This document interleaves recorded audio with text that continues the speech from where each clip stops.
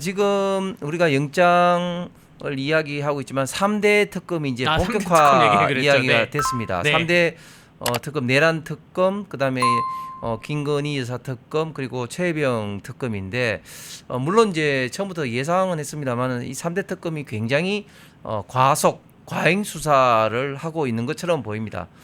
일단 규모 면에서 잘 아시는 검사가 120명에 수사관까지 포함해서 577명의 정말 사상 유례 없는 메모드 규모이죠. 그러다 보니까 굉장히 많은 어떤 인력이 정말 탈탈 털고 있다. 그래서 어제는 이제 윤상현 의원 직무실 의회 사무실과 또 자택 수색도 했고 김성교 의원 또 출금도 했고 이렇게 했는데 저는 이게 굉장히 지금 이제 곳곳에서 좀 무리한 이런 것들이 굉장히 많이 발생하고 있는 것 같이 보입니다. 첫 번째 오늘 나왔지만 최혜병 특검에서 특검이 이 박정훈 수사단장에 대한 어떤 그 항명에 대한 군 검찰의 항소를 포기를 했습니다. 네.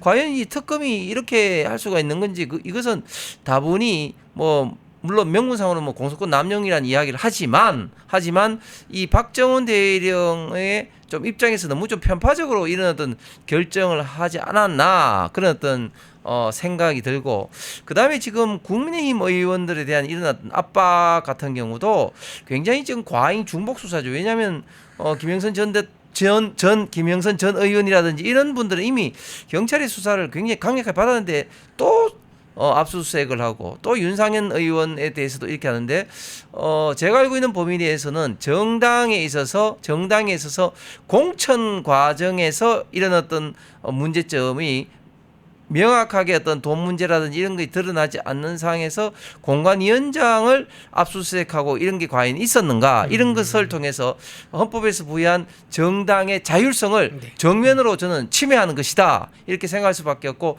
결국 이제 왜 이렇게 하느냐 이런 공천 과정에 대해서 국민의힘이 그만큼 엉망으로 관리를 했다 이런 부정적인 인식을 통해서 내년 지방선거에 유리한 그런 어떤 이슈를 점하기 위해서 그런 게 아닌가 그렇게 생각이 됩니다.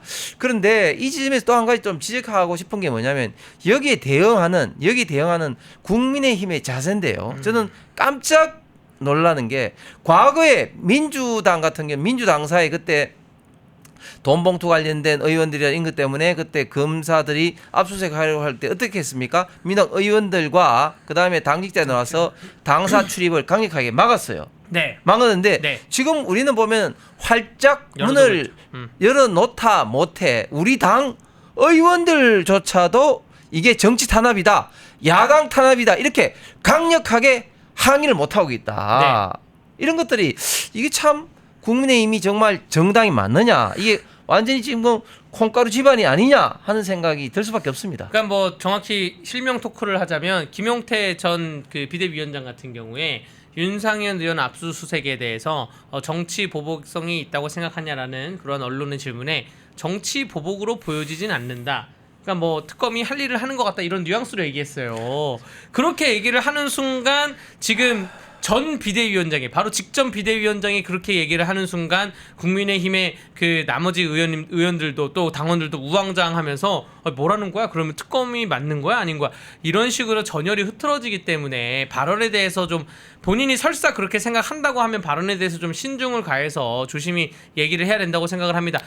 적어도 김용태 위원장이 그렇게 얘기할 거면 윤상현 압수수색 영장이라도 보고 나서 얘기해야죠. 차라리 아니 보도만 받고 압수수색 영장을 내가 실제로 보진 않았기 때문에 무슨 일로 압수수색을 들어오고 압수수색 범위가 어디까지인지 모르겠습니다 라고 해야지. 아니 이게 3대 특검 중에 지금 김건희 특검이라고 그러는데 김건희 특검이라고 하는 것의 범위가 너무 넓어요. 너무 김건희 여사의 모든 거를 지금 관련되는 걸 탈탈탈 턴다는 건데 그거 자체가 보복이고 직권 남용 아닙니까? 특검 수사 남용이라고 저는 생각을 하는데 그런 말조심을 해야 된다 말씀을 좀 드리겠습니다. 그 조경태 의원도 같은 이제 비슷한 말씀 더 이제 수위가 셉니다. 조경태 의원이 더 센 발언을 이제 하셨었고요.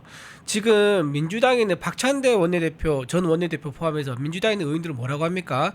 체포영장 보내게만 해라. 네. 우리는 전부 다 동의해줄 준비가 되어 있다라고 지금 얘기하고 있어요. 그러니까 무슨 말이냐?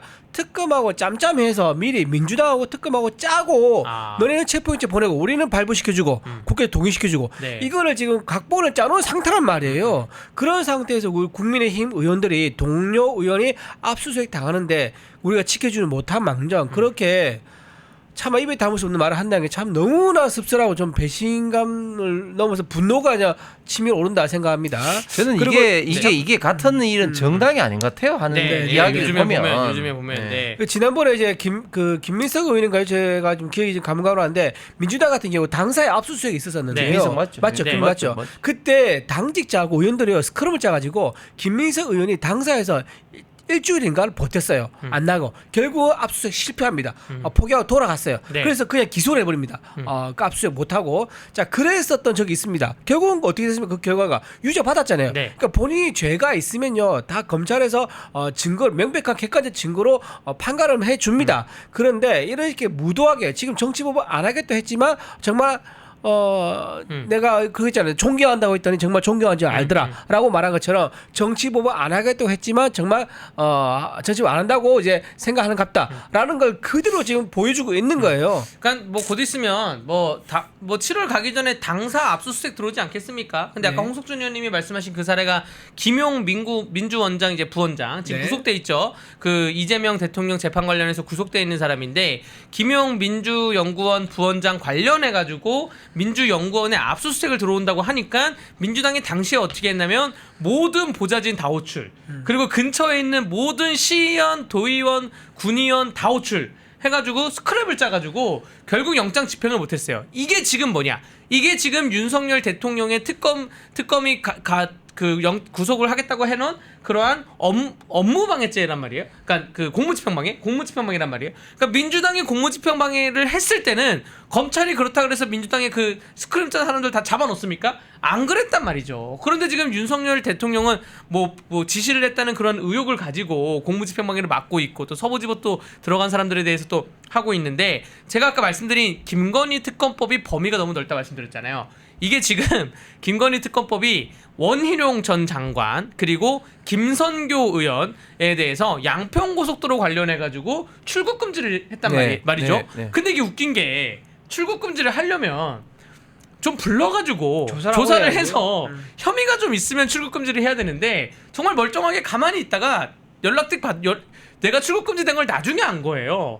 그 조사도 한 번도 안 받았는데 어떠한 혐의가 있다 이 출국 금지를 조사도 안 받고 하는 거는 뭐냐면 정말로 예를 들어서 마약사범, 마약범죄 이런 애들이 국내 들어와서 돌아다닌다. 근데 어디 있는지 몰라요. 얘네가 어디 있는지 모르고 밀항을 할 것 같다 라고 하면 출국 금지를 하는 거지. 원희룡 전 장관이나 김성교 의원이 무슨 밀항을 합니까? 아니면 외국 가서 도피해서 몇 년을 삽니까? KH 배상윤 회장 지금 외국 가서 도피해서 살고 있는데 거기에 대해서 민주당 TF가 풀어주니 안 풀어주니 알펜시아 다시 한다고 하는데 지금 국민의힘 의원들의 의혹을 받고 있는 사람들은 그러지 않는단 말이죠. 정면 돌파를 할 건데 정말 특검이 너무 남용을 하는 게 아닌가 생각이 듭니다. 그리고 지금 특검이 너무 언론 플레이를 많이 하는 것 같아요. 사실은 출국 금지라든지 이런 게 사실은 언론의 보통의 경우는 사실 잘 나오지가 않죠. 그런데 이게 어쨌든 지금 언론에 나왔다는 것은 지금 특검에서 계속해서 지금 언론 플레이를 하는 것이죠. 그리고 언론 플레이가 굉장히 또 부정확한 것도 많아요. 예를 들면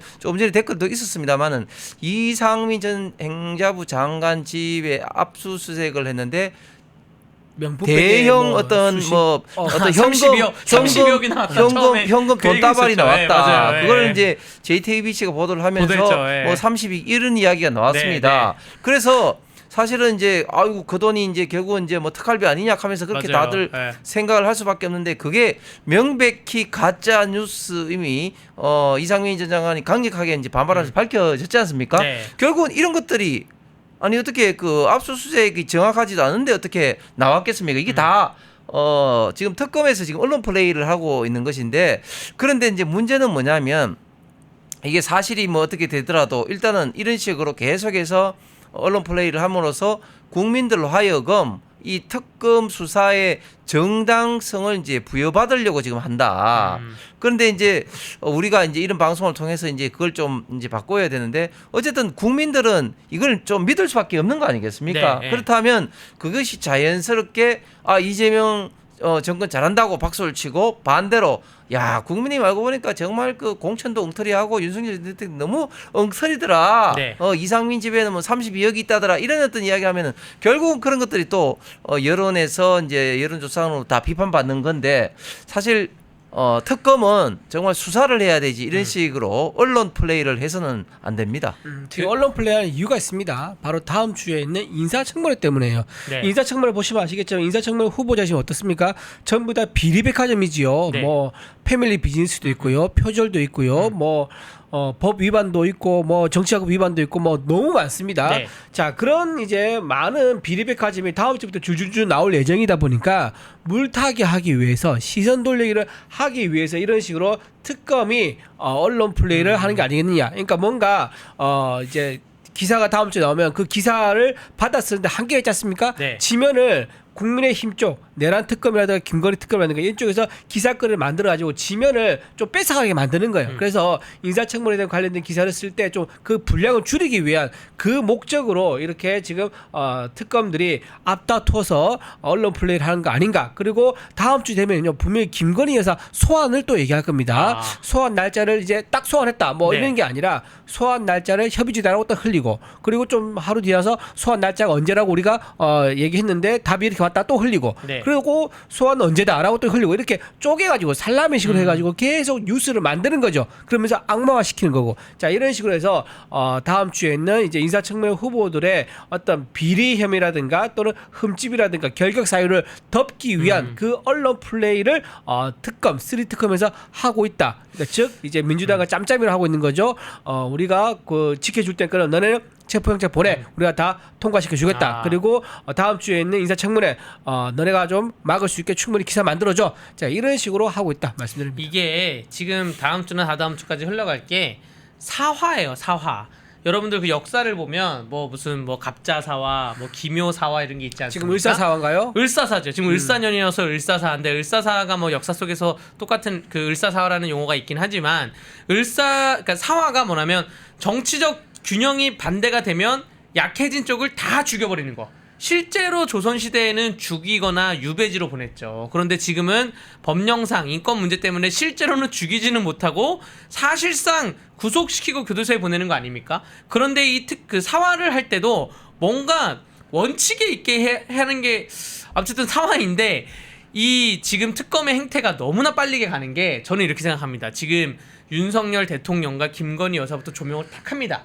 그런 다음에 대통령실에 근무했던 여러 가지 사람들, 뭐 수석들, 또 비서실장. 지금 윤상현 그 압수수색 영장에 피의자의 정진석 비서실장이 있다는 거 아니에요. 지금 그 내용이거든요. 정진석 비서실장이 다시 공관위원장이 있을 때 그때 뭐 김건희 여사의 부탁을 받아서 어떻게 했다 그 내용이 윤상현 압수수색 영장에 있다는 것인데 그 내용이 있는 게 아니라 그 내용으로 피의 사실을 받고 있다는 것인데 지금 대통령과 대통령 김건희 여사를 잡아놓고 그 다음에 수석들, 장관들 잡고 결국 이렇게 해서 수사권을 넓혀가면서 100명 이상의 사화 정도면 한 100명 이상이거든요. 그 정도의 거의 뭐 을사사화, 숙청 수준으로 가지 않을까 생각이 됩니다. 지금 특검에서 특검의 직원들도 기자를 만나거든요. 네. 그 특검의 기자들이 흘리는 말이 있어요. 네. 그 추경호 원내대표를 얘기를 막 한답니다. 그래서 지금 이제 그 찌라시 형식으로 막 돌아요. 네. 그래서 네. 오늘 이제 당 지도부도 거기에 대해서 특검에 대해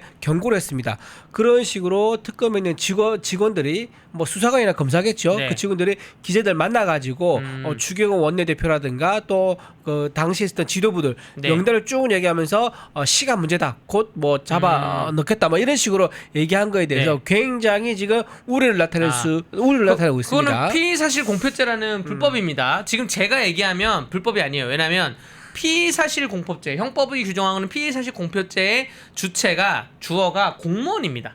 공무원이 본인의 사건 관련되는 걸 가지고 외부에다 공표하면 피의사실 공표죄예요. 아니 그러니까 네. 지금 특검이 제가 아까 말씀드린 언론 플레이하는 그게 다 피의사실 공표죄에 해당되는 맞습니다. 거죠. 맞습니다. 네, 맞습니다. 그런데 네. 그런 것들을 지금 뭐 특검은 뭐 그 아랑곳하지 않고 하겠다는 거죠. 그래서 저희가 이 시간에도 계속 다뤘습니다만 3대 특검이 2016, 2017년도 문재인 국정농단 재판 심판보다 훨씬 더 할 거다 저희가 우려를 했지 않습니까? 예, 예. 그런 것들이 제가 볼 때는 그 우려가 현실화될 가능성이 굉장히 많다. 그때 당시도 어떻게 됐습니까? 1000명 이상을 수사하고 200명 이상이 감옥에 가고 10명 그런 가까운 게 분들이 너무 안 알려졌어요. 열 너무 분 알려지지 않았습니다.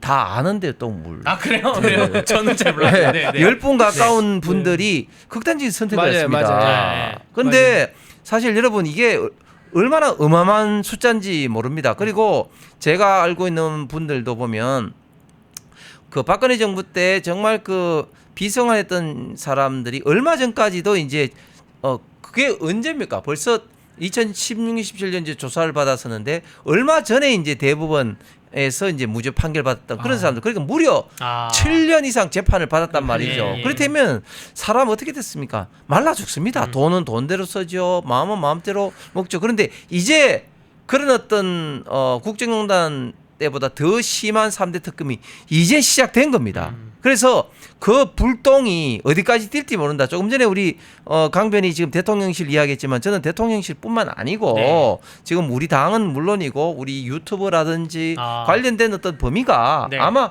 어마어마하게 아마 진행이 될 겁니다. 아. 그래서 조금 과장되게 말하면은 보수 씨를 말리려고 덤비지 않을까 그렇게 참 우려되는 포인트고 이제 시작이라는 거죠. 그러니까 이재명 정권에 대해서 뭐 반기를 들던가 혹은 다른 의견을 제시하는 순간 특검에게 찍힌다. 그리고 특검이 3대 특검만 있겠습니까? 하다 보면 또 다른 특검 만들고 다른 특검 만들고 하면서 아니 특검이 아니라 이제 인지 수사를 다 하니까 네. 이제 다 하는 거죠. 자, 그래서 제가 다시 한번 말하지만 저는 국민의힘 의원들이 이제 배지 연연해서는 안 된다고 해요. 이제 우리가 갖고 있는 모든 것을 던지고 싸워야지 뭐 그래도 뭐 국민들에게 특히 이제 우파 보수 국민들에게 좀 뭐 지지를 받을 똥 말 똥이 한데 지금도 보면 아까 이야기한 것처럼 동료들은 지금 이렇게 막 압박을 받고 압수수색을 받고 언제 또 끌려갈지 모르는 이런 또 네. 위기 상황인데 이게 탄압이 아니다 이런 식으로 이야기를 한다? 네. 이거는 정말 동지가 아니죠. 동료가 아니고 같은 당은 동료 의원이 아닙니다. 펜앤마이크에서 추천하는 영상도 보고 가세요. 다른 영상도 즐기시려면 구독 버튼을 꼭 눌러주세요.